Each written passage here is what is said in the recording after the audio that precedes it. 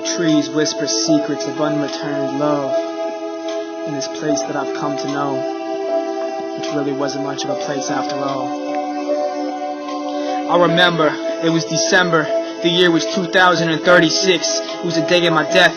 Oh shit, I wasn't ready. I died with nothing steady in my life to call home. My body became heavy, the sky split. My body became hollow. My spirit began to follow a white light that appeared with the sky split open and swallowed me.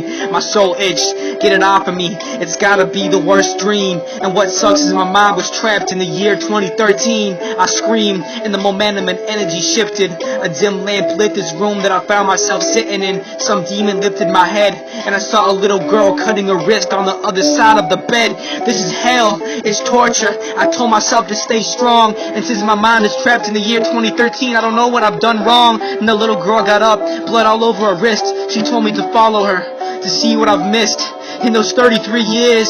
I must have fucked up bad, but then she kept cutting her wrist. Instead she misses her mom and dad. I said please, I thought you was Satan, but at second glance I know I was sent to you so I can have a second chance. And in that moment the sky split open from under me. Both of us fell down and I felt time crumbling. I was watching my life over from above, a bird's scenic lens, and somehow looking down I knew I was 19 again. Me and the little girl hovered above this cop car. This dumb kid from Tampa was busted for marijuana. I was like, ha ha. Oh wait, it was me. I screamed, but the girl reminded me that nobody could hear me. They took me away.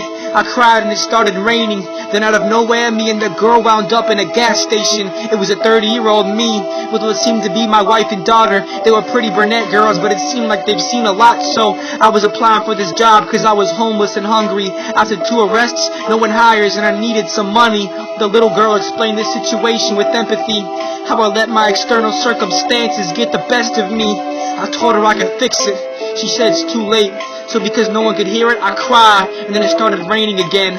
Then I began to feel a bit more gratitude, but before I could speak, I was at the corner of Nebraska Avenue, a rundown home on the edge of that street, and I seen what appeared to be the 42-year-old me. It must have been just a couple weeks before I died. Then again, I was still stuck in my 2013 frame of mind. We walked inside that little house, gently shutting the door, and found beer bottles scattered all over the floor. We walked a little further. It seemed like it was Christmas. Underneath some cheap lights, my future wife in the kitchen passed out upon the table, beer bottle still in hand. I went over to feel her pulse and I realized that she was dead. And then I heard a scream. We ran back to the room and started getting nervous as we saw the 42-year-old me and my daughter arguing. I was drunk and I said it's your fault that she's dead.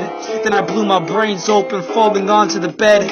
The daughter was left, found a knife in the desk, cold and painless. She started cutting her wrist. Damn.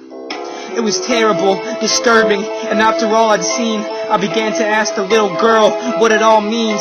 But when I looked to my side to ask what her thoughts were, she was nowhere to be found. The little girl was my daughter. Since that day, I've made better decisions, filtering my thoughts to improve the way I'm living, being good to humans. This peace of mind will last, and if you ever need my help, don't be afraid to ask. The sky had opened up, the rain came falling down. I found myself in heaven, but no one else around. I woke up from the dream, now I'm alive. I know now what's important, making everything right. Now I release my ego, everyone's a friend. I hesitate for nothing, cause one day I will be dead. And sometimes it feels small when I look at the stars. Just know everyone is perfect, just the way they are. The trees whisper secrets of unreturned love.